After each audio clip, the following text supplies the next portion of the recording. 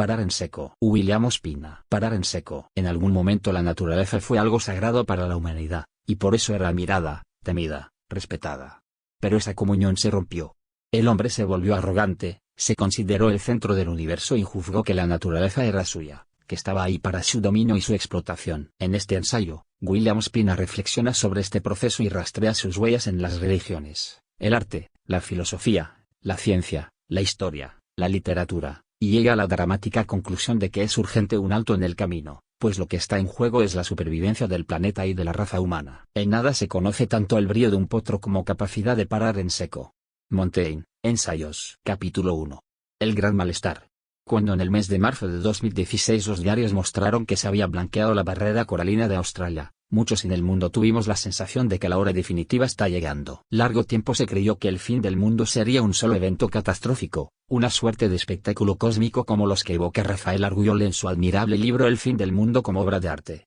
Lo que estamos empezando a ver más bien podría designarse como el gran malestar. No carecerá de catástrofes, las erupciones volcánicas desde Islandia hasta Indonesia, el continente de plástico del Pacífico, la desaparición de los hielos del Ártico, el peligro alarmante del derretimiento del permafrost de Siberia que guarda frágilmente los mayores depósitos de metano del mundo, la muerte masiva de especies como lo que se ha dado en llamar recientemente el apocalipsis de las abejas, pero el actual calentamiento global, cuyos diagramas nos alarman día a día, puede no consistir en un mero aumento de temperaturas, sino en un progresivo enrarecimiento de las condiciones de vida en el mundo. Lo sentimos en el clima, con veranos e inviernos cada vez más alterados, con el desplazamiento de los mapas vegetales, con la modificación de los nichos de las especies de plantas y de insectos, con el extravío de bandadas y cardúmenes, con la mutación de los virus y la amenaza creciente de las pandemias. Un planeta que durante milenios ha sido el escenario más propicio para la vida, para nuestra forma de vida, podría transfigurarse ante nuestros ojos en una morada inhóspita, de sol calcinante, de aire tóxico, de agua impotable, de pieles irritadas, de complicaciones respiratorias, donde los tejidos enloquezcan, los sentidos se alteren y los gérmenes escapen a todo control. Alcanzada, como lo hemos logrado hasta ahora,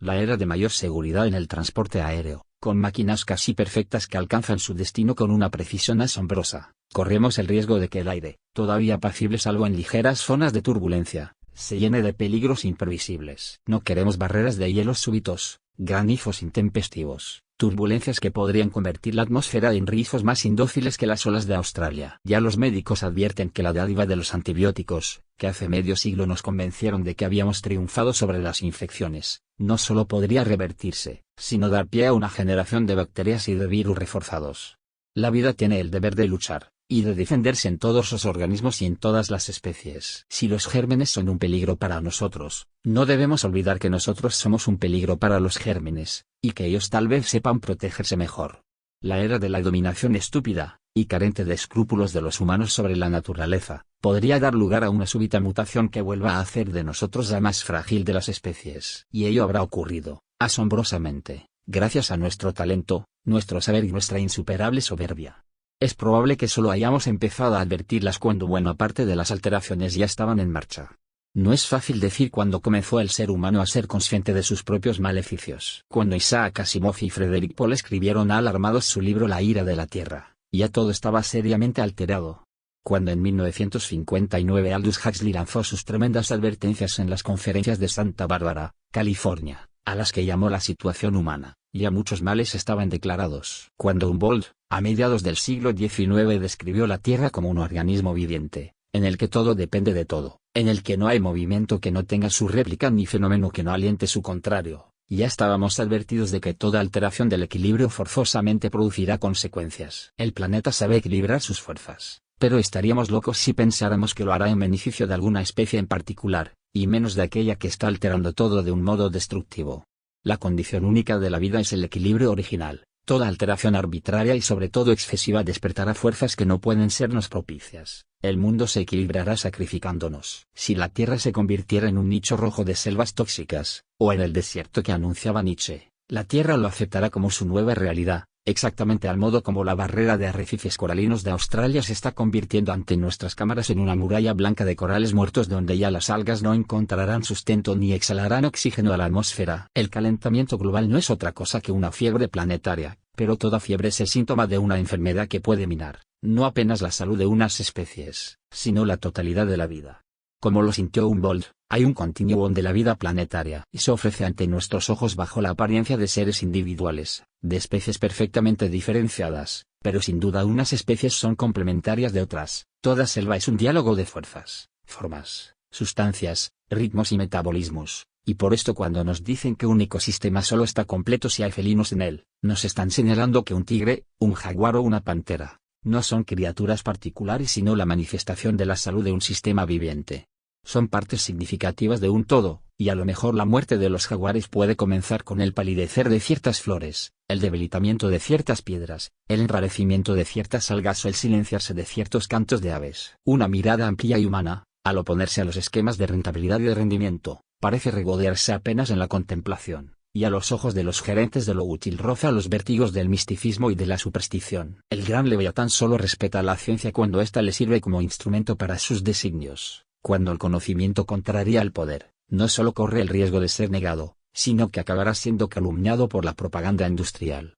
Cristo dijo en su tiempo que había que dar al César lo que es del César, y a Dios lo que es de Dios. Lo singular de esta época es que ahora el César quiere lo que es de Dios, y ha llegado el momento de gritar que no podemos aceptar ese trato. Capítulo 2. La criatura sin límites. Los grandes poderes de la época han sido hábiles en apropiarse de la riqueza planetaria, de las guerras, la industria, los capitales, los depósitos de la banca, el conocimiento, la información, el espectáculo. Han construido un mundo en el que se encargan de nuestra comodidad a través de la industria, de nuestra diversión a través de una deslumbrante provisión de espectáculos, de nuestra educación a través del refinado negocio de la pedagogía, de nuestra obediencia mediante los mecanismos pavlovianos de la publicidad, y de nuestra voluntad gracias a la eficacia ineluctable de los medios de comunicación. Pero, ¿qué es su fuerza sino nuestra debilidad? ¿Qué es su poder sino nuestra docilidad? ¿Qué es su triunfo sino nuestro fracaso? Durante siglos la humanidad se ha engañado en ingenuas luchas políticas por el poder, cuando lo único razonable sería no una lucha por el poder, sino una lucha para negar el poder o para transformar el poder en otra cosa.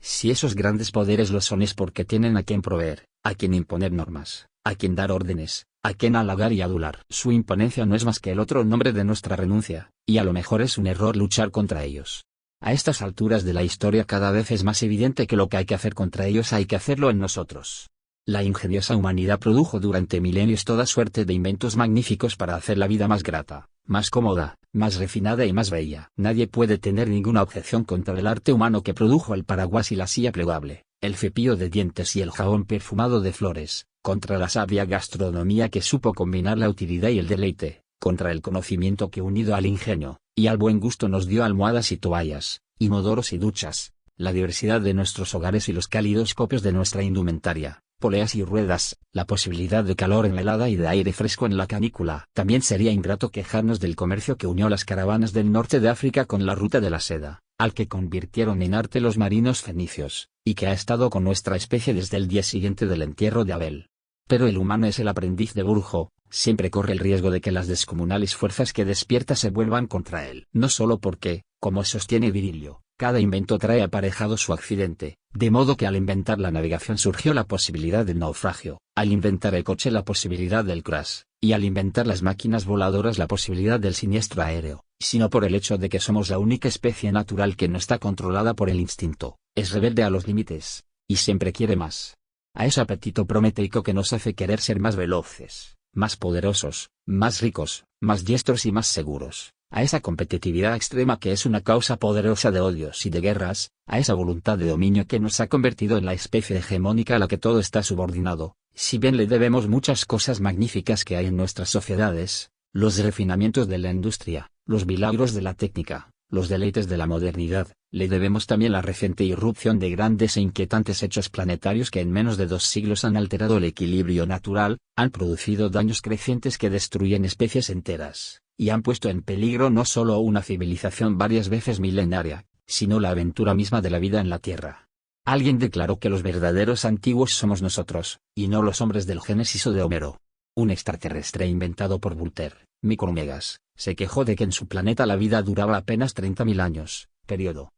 comparable a un instante. Así nos hizo entender por qué todos morimos con la sensación de que la vida fue muy breve. La capacidad de aprender que nos caracteriza, y que es la más terrible de nuestras virtudes, esa sed de novedades, esa gracia de invención, esa curiosidad en la que se funda la noelería de los medios de información y de comunicación, esa pugnacidad que alientan los ejércitos, esa competitividad que evidencian los deportes y los concursos, esa agresividad que parece la ley de la historia, esa avidez de juego, de amor, de velocidad, de triunfo, de riesgo, de delirio, tal vez solo indican que la nuestra es una especie joven, y que tiene razón Huxley cuando afirmó que el ser humano es un cachorro. Hasta hace 2 siglos nos movíamos aún al ritmo de los elementos, a la velocidad del caballo y del viento, y se puede decir que cada individuo no consumía más energía que la que podía desplegar gracias a su alimentación, o la que le brindaban algunas conquistas milenarias, como la doma de animales, la navegación y la rueda. Hijos del sol y el agua, gracias a la vida obtuvimos también el beneficio del fuego, pues solo es combustible lo que estuvo vivo, pero nuestro ritmo era desde temprano el de las velas de Odiseo, el de los pasos de Dante y de Virgilio, el de las herraduras de Bucéfalo y de Rocinante, que acompasaron el descubrimiento del globo, de la terza rima y de la narración. La humanidad conoció durante mucho tiempo lo que llamaba Paul Valéry, hablando de Goethe, el arte de las lentas maduraciones.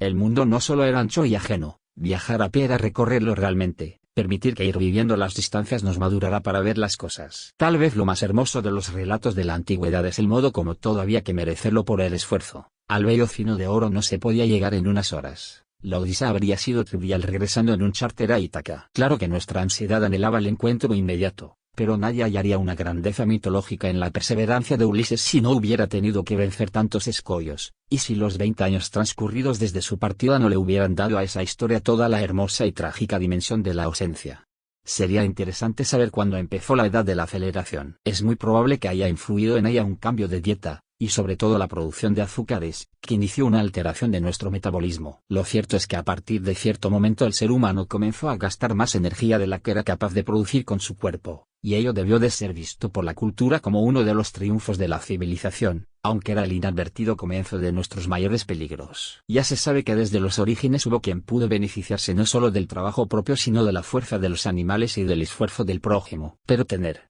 gracias a nuevas fuentes de energía, una fuerza mayor que la de nuestros brazos, la posibilidad de desplazarnos más con menos fatiga, la posibilidad de tener más luz que la que nos daba el sol, de alargar las jornadas, de obtener productos excedentes, sirvió más que cualquier otra cosa para convertir a la especie humana en la beneficiar la principal de los dones del mundo. Primero el talento para suscitar el fuego, luego el arte de dominar y dirigir los elementos, y el poder de explotar la energía animal, y de someter por la guerra la energía de los congéneres, ya nos habían dado un poder particular, y habían bosquejado el modelo de nuestra dominación planetaria, pero fue la obtención de poderosas fuerzas nuevas debidas a los combustibles fósiles, a la electricidad y al diseño de máquinas lo que disparó de repente nuestro poder de transformar el universo natural hasta hacerlo casi irreconocible, lo que potenció nuestra capacidad transformadora hasta chocar de repente con lo inesperado, con la no prevista revelación de que nuestra virtud tiene sus límites. Capítulo 3. El poder de los mitos. Hace siglo y medio, Nietzsche pronunció una sentencia que se fue haciendo cada vez más angustiosa: perecerás por tus virtudes. Nuestras virtudes son innumerables, y si uno de los oficios de la filosofía fue descubrirlas y enumerarlas, su celebración y su estímulo se volvieron con el tiempo el principal señuelo de la publicidad. Pero es importante advertir que desde el comienzo hubo en la historia humana de Oriente y de Occidente, del Norte y del Sur, héroes y doctrinas que se aplicaron con ardor a contrariar esas virtudes. Hacia el siglo V antes de nuestra era, surgieron la prédica de Buda en la India, y la de Diógenes de Sinope en la Grecia clásica. Ambos configuraban una doctrina de la renuncia. Buda, criado entre lujos y protegido de los males del mundo, descubre un día que existen la enfermedad, la vejez y la muerte, y esas tres noticias lo hacen convertirse en un asceta, para buscar por la vía de escapar a la rueda de los deseos la liberación, y la felicidad de diluirse en el todo. Diógenes, inducido por una respuesta del oráculo a falsificar moneda, y reducido por ello a prisión, opta por renunciar a toda posesión, y vivir en la sabiduría y la pobreza, cobrando apenas una limosna a sus conciudadanos a cambio del beneficio mortificante de decirles siempre la verdad. Esos dos sabios de Oriente y de Occidente prepararon el nacimiento de Jesús, que llevaría la doctrina hasta sus consecuencias más paradójicas. Y se diría que Jesús nació para contrariar todas las tendencias espontáneas del ser humano. Ante los que exaltan la virtud del trabajo, declara: mira los lirios del campo y las aves del cielo, que no trabajan ni hilan, y ni Salomón con toda su pompa vistió como ellos. A quienes aprecian el atesoramiento y la acumulación les enseña, en su oración principal, a pedir solamente el pan de cada día. Recomienda amar a los enemigos, dar al asaltante lo que olvidó llevarse, ofrecer la otra mejilla al que nos golpea. Quiere verse reflejado solo en los más pobres, en los más humildes, en los más desdichados, busca a los enfermos, prefiere a los marginales, acepta la amistad de los mendigos y las prostitutas, recomienda la humildad, aconseja la humillación, anuncia que los últimos serán los primeros, abraza a los leprosos, libera a los poseídos, escoge entre sus discípulos a un traidor venal que le ayudará a cumplir su misión, y en el último instante ofrece a un ladrón un lugar a su lado en el paraíso. No es extraño que su doctrina haya producido en el mundo desarrollos extremos, como los del elocuente poeta Almafuerte, quien predica como virtud el fracaso: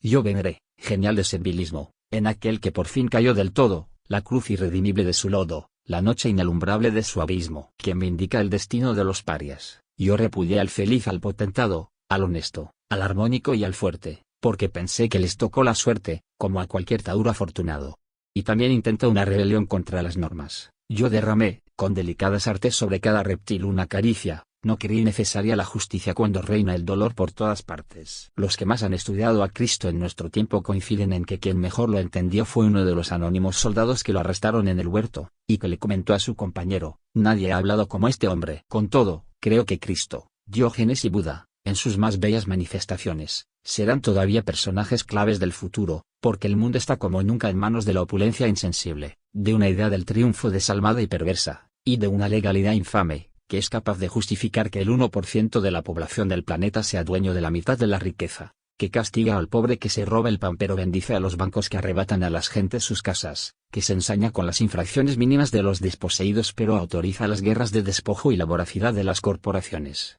que hipócritamente castiga al torpe que maltrata a un animal pero permite en la penumbra de los laboratorios la alteración irreparable del patrimonio genético de las especies. El siglo XX fue el siglo de Hegel, de la idea bien intencionada de que la tarea del espíritu era tomarse el Estado y transformarlo lentamente en convivencia humana, destruyendo a aquellos sectores que tiranizaban o desviaban de sus fines a la humanidad. Pero un compañero de estudios de Hegel, Friedrich Hölderlin, que había discutido con él tarde a tarde durante toda la adolescencia y comprendía la magnitud del error, escribió en su hermosa novela Hyperion la sentencia definitiva sobre el tema: siempre que el hombre ha querido hacer del Estado su cielo, se ha construido su infierno. Hölderlin comprendió por qué Cristo se había convertido en el Dios de Occidente, en el Dios que suprimió el panteón griego, y que se exaltó en la figura mítica a cuya sombra nacerían, y se fortalecería en la edad de la razón, el triunfo de la humana sobre las otras especies, el primado del espíritu sobre la materia, y la peligrosa entronización del hombre como imagen y semejanza de la divinidad. Hölderlin no veía eso como un error sino como una conmovedora tragedia. Hasta el nacimiento de la ciencia griega, el mundo había estado protegido por un denso velo de sacralidad, la naturaleza era divina y no podía ser profanada por los experimentos de la curiosidad o de la sed de saber. Pero una vez alcanzado el estatuto de la geometría, una vez entrevista la tentadora aventura del conocimiento científico, que acaso podría develarnos todos los secretos, las leyes y las posibilidades de la naturaleza, el insaciable espíritu humano no estaba en condiciones de renunciar a esa tentadora manzana. 5 siglos pasaron desde el momento en que Platón interrogó en sus diálogos todo el saber de su época, y en que la aventura de la razón griega formuló su proyecto, y un debate profundo conmocionó el inmenso mundo sobre el que Grecia ejercía su influencia espiritual. Ese debate se había hecho más intenso a partir de la aventura de Alejandro, ante quien, como dice la Biblia en el libro de los Macabeos, la tierra se llenó de silencio. Auerbach ha dicho que los silencios de la Biblia no son vacíos, sino que son silencios donde ocurren cosas, y que están llenos de secretas maduraciones. En ese vasto silencio posterior a la aventura aristotélica de Alejandro construyendo un gran imperio de todo el mundo conocido, la doctrina platónica del doble mundo pasó de mente en mente, de boca en boca y de siglo en siglo, desde los estrados de los eruditos de Alejandría, y las sectas platónicas hasta los oscuros arrabales de las ciudades, desde las costas griegas hasta las costas sirias. Y un día un ángel se apareció a una doncella hebrea para anunciarle que lo infinito iba a interpolarse en lo temporal, lo celeste en lo terrenal y lo divino en lo humano, y que un Dios nacería en la tierra. Todas las arcillas del mito convergieron, no tanto en Belén, donde nació la criatura en el año 0 de nuestra era, sino en toda la tierra de Judea, de Siria, de Turquía, de Grecia y de Roma, donde la memoria borrosa del predicador Jesucristo, venerado y odiado con pasión por muchos hebreos de su tiempo, y crucificado por las autoridades romanas e instancias del pueblo, fue reconstruida a lo largo de un par de siglos a partir de su ejecución, hasta dejarlo convertido en el Dios de la nueva edad del mundo. Durante 20 siglos los escépticos agotaron los recursos de la razón para negar la divinidad e incluso la existencia histórica de Cristo, pero los creyentes encontraron en todas esas negaciones fuerza para argumentar su verdad y su fe. Porque los mitos no son refutables, y el de Cristo es el mito más firme de toda la historia de Occidente. De aquel hombre Dios, frágil y conmovedor, que predicaba en los desiertos y a la orilla de los lagos, que multiplicaba los panes y los peces para alimentar a sus auditorios absortos, que curó sin darse cuenta a una mujer solo porque ella tocó su manto, que fue atormentado, asesinado y sepultado. Se extendió la fama de que había resucitado a los ojos de los soldados que custodiaban su tumba, de que se había aparecido a sus discípulos y sus amigos en los días siguientes, y que a la vista de todos ellos había ascendido al cielo en cuerpo y alma, prometiendo volver para instaurar el reino milenario. Hasta un hombre tan minucioso y tan lúcido como Emmanuel Carrère, encarnación contemporánea del agnosticismo francés, que ha interrogado en su libro El Reino todos los pasos de la formación del mito en la escritura de Marcos y de Mateo, todos los episodios del nacimiento de la doctrina en las cartas, y los hechos de los apóstoles, y en la terrible y fascinante figura de Sauro de Tarso, exaltador del pequeño culto en religión imperial, y todos los momentos de la configuración estética y mágica de la leyenda en la novela de Lucas, y en las tremendas ficciones filosóficas de Juan Evangelista o en las revelaciones de Patmos, se detiene ante Cristo, a las puertas del escepticismo, casi convencido de divinidad. Y el propio Fernando Vallejo, el más indignado impugnador de los crímenes de la Iglesia, incapaz de creer en la divinidad de Cristo, ha gastado sin embargo sus ojos interrogando el primer siglo de la era cristiana, tratando de ver el momento en que por primera vez el nombre de Cristo aparece en los manuscritos, esforzándose por examinar todos los argumentos, desde los evangelios canónicos hasta los apócrifos, desde las cartas de Pedro y de Pablo hasta el polémico e inquietante testimonio flaviano, para poder juzgar aquella leyenda con todo el rigor de la historia. Pero es que frente a estos temas solo es útil la voz de la poesía, y fue precisamente un poeta francés, Charles Baudelaire, quien dijo que para reinar sobre 20 siglos de civilización occidental, para haber llenado el mundo de cruzadas, de catedrales góticas y de sinfonías, para haber sido el Dios indudable de una prolongada edad del mundo, Cristo tal vez no necesitó ni siquiera existir. Capítulo 4. La era cristiana. Todo mito es una creación colectiva, pero la principal característica del mito cristiano, como bien lo advirtió Hölderlin, es que por primera vez en la historia el mito no nació solo de la revelación sino de la filosofía, y en su gestación en el seno oscuro de las muchedumbres convergieron a la vez los sueños solares de Akenatón, las revelaciones de Moisés y las profecías hebreas, la doctrina platónica y sus variaciones por las aguas mediterráneas, y también la sombra de los tres imperios, el faraónico, el alejandrino y el romano, que le prepararon su futuro imperial. Gibbon ha dicho que la Trinidad cristiana condensa en realidad el triple origen nacional de aquel mito, el monoteísmo egipcio llevado por Moisés a Judea, la filosofía griega y la vocación de universalidad del Imperio romano, y ha desglosado ese origen histórico afirmando que en la Santísima Trinidad el Padre es hebreo, el Hijo es griego y el Espíritu Santo es romano. Y se diría que una oscura intuición de la especie aviforó el tremendo horizonte que la razón ofrecía a la aventura humana, que por espejo y en enigma sintió que era necesario despejar el camino para la aventura de la ciencia griega, cuyo estatuto había sido establecido por la geometría de Euclides, y que entendiendo en sueños que era preciso dar licencia al espíritu para emprender aquella inmensa tarea, hizo nacer el mito cristiano. Pero el genio oscuro de la naturaleza no podía dejar de advertir el peligro que conllevaba aquella empresa, porque algo le hizo exclamar a Cristo: ¿de qué le servirá al hombre ganar el mundo si pierde su alma? Tal vez por eso Cristo, y con él todos los anunciadores de su advenimiento, acuñaron esa paradójica doctrina de la renuncia, de la privación, de la austeridad, de la paz y de la extrema vigilancia de la soberbia humana, ya que era él, como expresión, diría Hegel, del espíritu universal, quien secretamente estaba permitiendo que la humanidad avanzara por el camino de Pitágoras y de Tales de Mileto. En sus prédicas, Cristo se llama a sí mismo el Hijo del Hombre, y en esa fórmula tantas veces repetida está formulado el secreto singular de su divinidad. Cristo no es un Dios a la manera de las divinidades griegas que lo precedieron y que sin duda lo engendraron. Con Cristo todo lo humano está accediendo a la divinidad. Con Cristo lo divino, que antes estaba disperso en la naturaleza, en la acuosa turbulencia de Poseidón, en la fecundidad de Gea, en los bosques de Artemisa, en la carnalidad de Afrodita, en las cóleras de Ares, en la forja de truenos de Zeus, en la armonía luminosa de Apolo o en la orgiástica embriaguez de Dionisos. Esa divinidad antes dispersa en las infinitas fuerzas del mundo se repliega y se condensa en el espíritu. A partir de Cristo solo hubo divinidad en el espíritu, del que la mente humana era el nicho terrestre, y se cumplió la inmensa desacralización de la naturaleza que alarmaría en su tiempo a Juliano, el emperador. Ello no podía conducir de inmediato a una instauración de la naturaleza como objeto de investigación y de conocimiento, aunque ya se había abonado el terreno con la aventura aristotélica de Alejandro, pero el hecho fundacional del mito cristiano se había cumplido, la exaltación del hombre como medida de todas las cosas. Ya vendría el tiempo en que Agustín procurara agotar todas las posibilidades espirituales y aún intelectuales del mito, ya vendría el tiempo en que Tomás de Aquino, creyendo argumentar de un modo convincente los arcanos de la fe y la racionalidad de los dogmas, liberara a la razón de sus ataduras y abriera camino al naturalismo,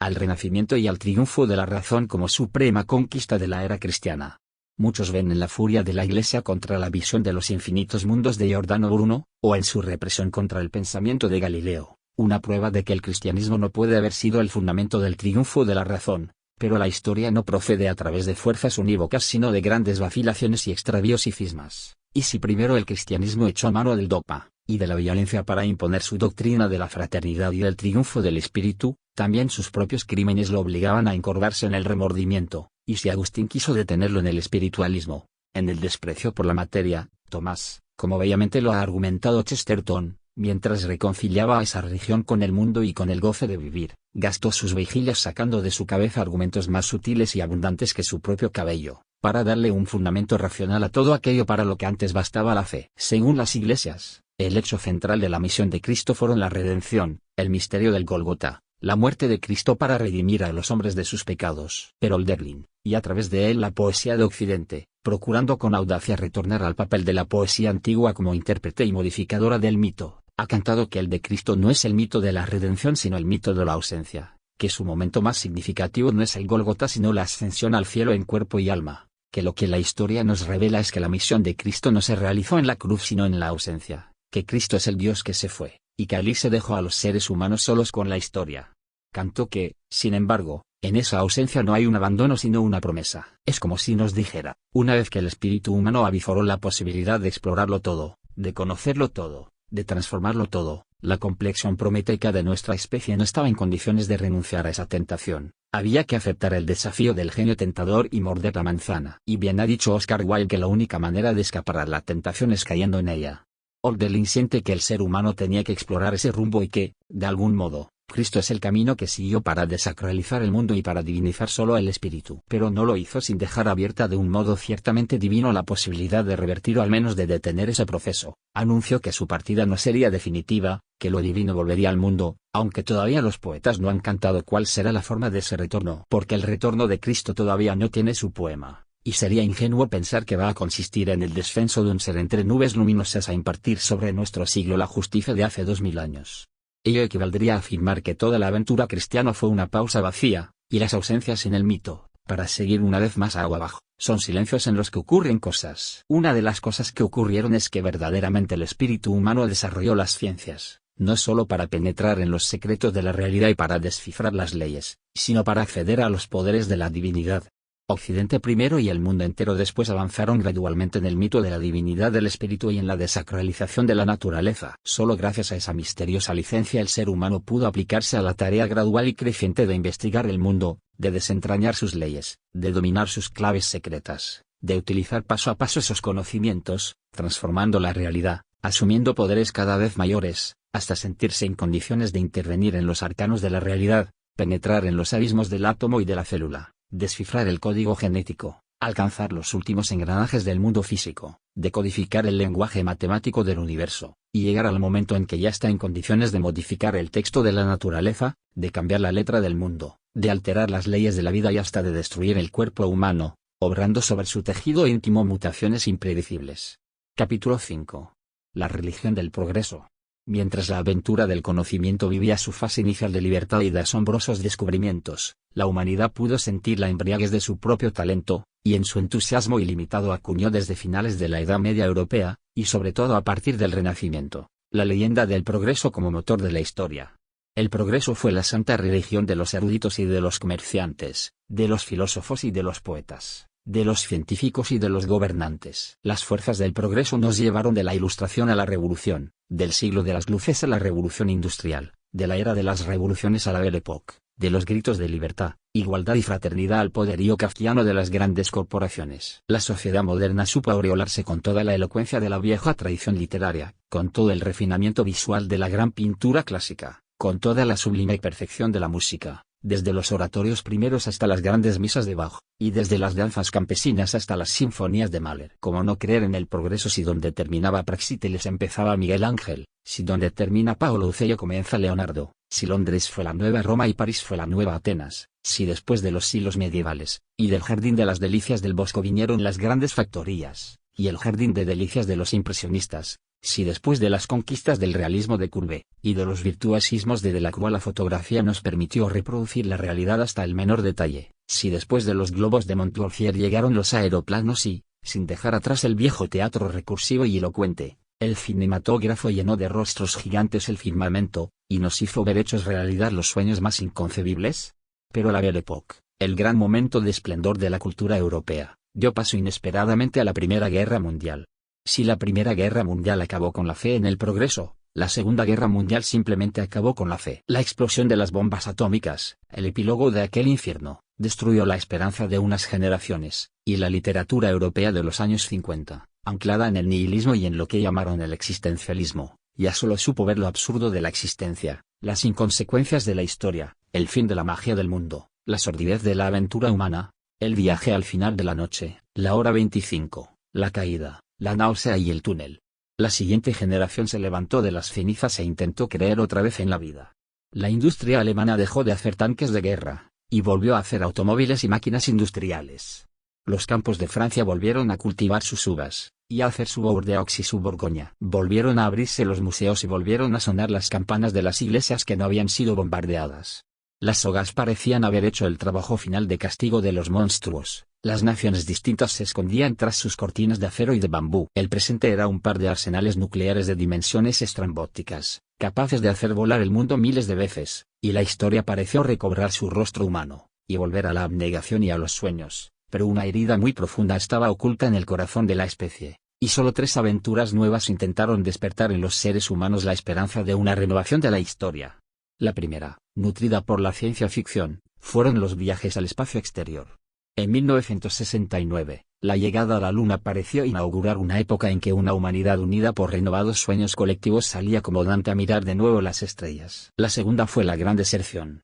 el hipismo, en el que una nueva generación, harta y desconfiada de los poderes que habían hecho la guerra, de los modelos mentales que la habían desencadenado, y del estilo de vida que la había hecho posible, quiso abandonar la sociedad industrial, el consumo, mirar los lirios del campo y las aves del cielo que ni trabajan ni hilan, y ni Salomón, con toda su pompa, vistió como ellos, pedir solo el pan de cada día, practicar el amor libre, oficiar en los altares de Buda el renunciador, de Cristo el amador, y de los millones de dioses de la amapola, del cáñamo, del cornezuelo de centeno y de la manita muscaria, salir, como Whitman, a abrazar a esa diosa pagana, la naturaleza. La tercera, un poco más serena y más tardía, fue la ecología, que intentó moderar los excesos de la sociedad industrial, cuando retomaba el control de la realidad con nuevos recursos y con inusitada energía, que advirtió los peligros de una industria que saqueaba la naturaleza, y que amenazaba el equilibrio natural en un proyecto que a largo plazo ni siquiera era sostenible. Aunque no cambiaba su horizonte filosófico, y seguía preso de la idea de facilitar un desarrollo sostenible dentro de las pautas de la sociedad industrial, el ecologismo fue el único que alcanzó a vislumbrar el leviatán que se nutría a la sombra del todopoder de las corporaciones, y la pesadilla teratológica que en pocas décadas pondría al planeta al borde de un desenlace casi sobrenatural. Aunque fuera a la sombra de los arsenales nucleares, el gran capital tenía que continuar su proyecto. Pero la verdad es que los grandes poderes políticos habían llegado a un acuerdo: el futuro del mundo era en el proyecto industrial, la expansión del mercado, la revolución tecnológica, la revolución del transporte, la gran sinfonía publicitaria, la religión de las marcas y la gran revolución cibernética que puso computadores en todas las manos, que construyó la gran red planetaria, que aceleró la globalización de la vida, que llevó los dones de la telefonía celular hasta el extremo de convertir cada organismo humano en una terminal permanente de la industria, del espectáculo y de la información. Es verdad que los poderes tuvieron que hacer un esfuerzo asombroso por inventar, sobre la era del pesimismo, una improvisada religión de la felicidad por el consumo, de la satisfacción por la comunicación incesante, de la excitación por la ultrainformación, por la difusión permanente de la telaraña de las desgracias planetarias, y una provisión de espectáculos cada vez más seductores. No es la realidad, no es la vida, pero es su más admirable y refinada simulación, su más exquisito fantasma. Y no cabe duda de que la humanidad podría permanecer para siempre absorta en la magia de esas pantallas, en el asombro de esos efectos especiales, en la quietud de esos chats insignificantes pero excitantes, en esa inminencia del paraíso que es la sociedad tecnológica, ese umbral electrizado donde todo lo que deseamos aparece al mero contacto de la yema con la pantalla táctil, donde nadie está lejos, donde aparentemente no existen la ausencia, ni la soledad, ni la incomunicación, ni el tedio, y donde podemos pasar de la teología al sexo, de la atrocidad a la mística, de la naturaleza más inmaculada a la realidad virtual más sórdida con solo apretar una tecla. Podríamos permanecer para siempre en ese limbo de deleites que no nos satisfacen pero que nos llevan enseguida a nuevas posibilidades, en algo que no es la vida pero que es el vértigo y el deslumbramiento, y que como el cigarrillo, al decir de Oscar Wilde, tiene la elegancia de dejarnos siempre insatisfechos. Ahora bien, cada vez es más evidente que las fuerzas aplicadas a hacer todo esto, y las instancias que están en condiciones de aplicar esos cambios, hace tiempos no están sujetas a otra restricción que obtener los recursos para desarrollar sus investigaciones y obrar sus mutaciones. ¿Ante quién responden? ¿Quién autoriza sus acciones? ¿Quién está en condiciones de imponerles algún límite? ¿Quién calibra y valora sus consecuencias? Todo parece indicar que, en el ámbito de la sociedad moderna, no puede haber límites para el conocimiento, lo que es comprensible,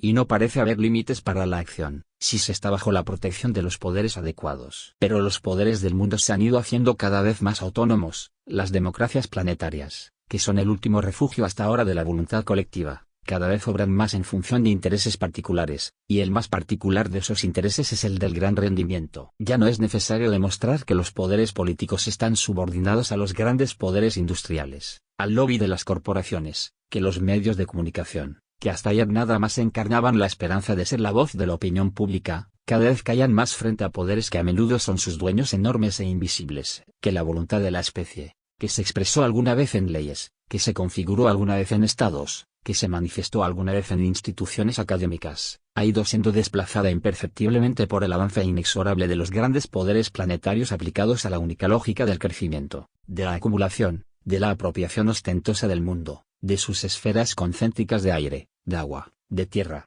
de magma y de fuego, y ya tienden sus tentáculos hacia los cielos cristalinos. Y sobre todo, ya no es necesario agotarse en argumentos para demostrar que todo ese poder acumulado, y voraz que acapara la tierra y el aire, el agua y el subsuelo, no solo lo hace cada vez menos para beneficio de la humanidad, sino que está destruyendo eficazmente con nuestra incesante complicidad el viejo universo de los dioses, envenenando los manantiales, degradando las aguas, contaminando los suelos, cercando de basura las ciudades, cubriendo de desechos no biodegradables los océanos, y produciendo una alteración del clima planetario que a esta hora de la historia ya ha derretido el Ártico, borró los glaciares de los polos y de las cumbres, modificó el ritmo de las estaciones, altera los mapas de la vegetación y está a punto de hacer estallar, con el derretimiento del permafrost de Siberia, los enormes tanques de metano que podrían desencadenar un calentamiento aún más acelerado e impredecible. Esos mismos poderes que envenenan la atmósfera, y que destruyen el antiguo tesoro gastronómico de las culturas arrojando en nuestro plato los improvisados engendros de la experimentación genética, el plato de orugas sin nombre de los últimos días,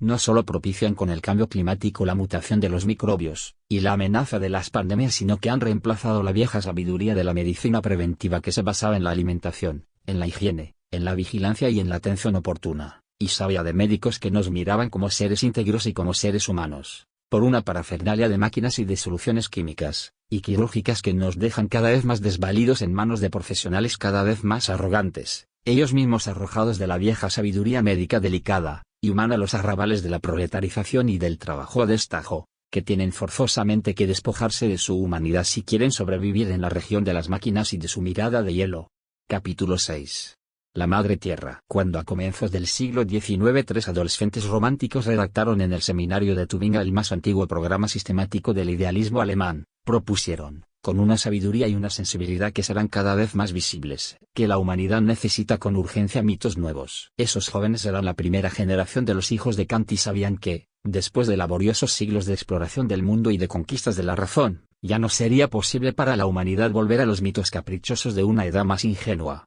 Los dioses en que ahora debíamos creer no podían ofender a la inteligencia. Ese había sido el fruto de 20 siglos de triunfo del espíritu, ahora necesitábamos mitos que no repugnen a la razón, e ideas razonables que no se riñan con el sentido estético de la realidad. Añadieron que eran precisos mitos que hagan sensibles a los sabios y razonables a los pueblos, y aquellos jóvenes, Hegel, Schelling y Hölderlin, se aplicaron a la búsqueda del remedio por caminos distintos. Tal vez el ejemplo más fiel de aquella búsqueda sea el poema Lether, de Hölderlin, que nos hace sentir el carácter divino del aire sin renunciar a mostrarlo como un elemento, y que es a la vez pensamiento, emoción, fantasía, canto y plegaria, como lo sería después el poema del cuarto elemento, en el que Jorge Luis Borges discurre sobre el agua, pasando de la mitología a la historia, de la literatura a la experiencia cotidiana, de la reflexión filosófica a la fantasía, y del canto a la conmovida oración. Recientemente los pueblos de América Latina, a los que siempre se les impuso el deber de nombrar a Dios en sus constituciones políticas, han optado por incluir en sus textos constitucionales el carácter sagrado de la tierra nutricia, y las virtudes civilizatorias de la austeridad y del respeto por el mundo, y no tardó el racionalismo en descalificar esas propuestas como supersticiones. Pero cada vez es más evidente que, si queremos sobrevivir,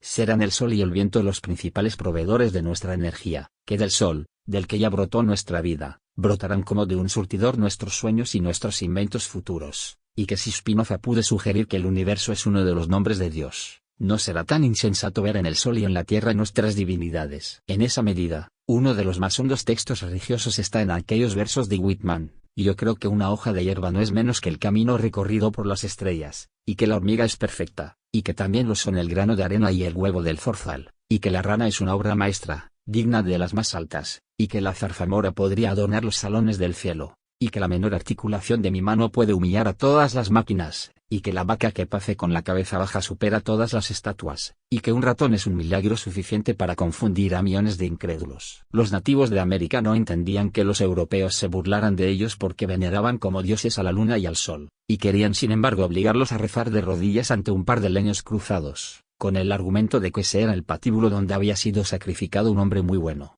En esa sola imagen está resumido todo el debate moderno sobre la civilización y la barbarie. Como dijo Montaigne, tendemos a llamar bárbaro a lo que piensan los otros, aunque resulte mucho más sensato. Hay quien ha dicho que no se puede hablar de la tierra como de una madre, porque la tierra no solo nutre y protege, sino que también puede ser una potencia destructiva y llena de catástrofes. Pero las mitologías siempre supieron ver esa complejidad de los símbolos que les cuesta tanto ver a los ingenuos racionalistas. En uno de sus bellos poemas a la Virgen María, Chesterton ve pasar a la luna por el cielo, y no deja de percibir sus hondas proyecciones fantásticas. La oscura Diana de las grutas, dice, cuyo nombre en el infierno es Hécate. Pero es la lectura de Sigmund Freud lo que mejor nos ayudará a entender por qué sí podemos ver a la Tierra como a una madre. No es que la naturaleza no sea destructiva. En ella están por igual Brahma, el creador, Vishnu, el protector, y Shiva, el gran destructor. Amarla no supone solo intimar con ella, sino también respetarla, temerla, interrogarla sin fin. Pero lo que nos ha mostrado la instructiva experiencia de nuestra hegemonía es que los niveles de destrucción de la naturaleza pueden ser mucho mayores si alteramos su equilibrio sin prudencia y sin escrúpulos. Siempre habrá un monte Tambora listo para hacer erupción, con su terrible y fascinante provisión de tsunamis, crepúsculos sangrientos, sinfonías y monstruos, y siempre habrá procesos naturales que escapen a nuestro control. Pero si nos interesa la aventura humana, conviene que la civilización no consista en maltratar la cola de un dragón dormido. Tal vez no esté en nuestras manos impedir que los ciclos del universo acaben con el mundo en 10 millones de años, pero sí podemos evitar que nuestro ingenio lo destruya en 3 siglos. A lo mejor una larga aventura de conocimiento nos enseñe cosas tan asombrosas como las que prometen la meditación cartesiana y la filosofía de Husserl, nos revele verdades tan conmovedoras como las que vislumbró Dante en el último canto de la Divina Comedia, o nos brinde poderes tan increíbles como los que entrevió Novalis en los apuntes de su enciclopedia. Pero lo que estamos haciendo hoy es usar la vara mágica no para sosegar los océanos, sino para despertar a los monstruos. Fin. Parar en seco. William Ospina.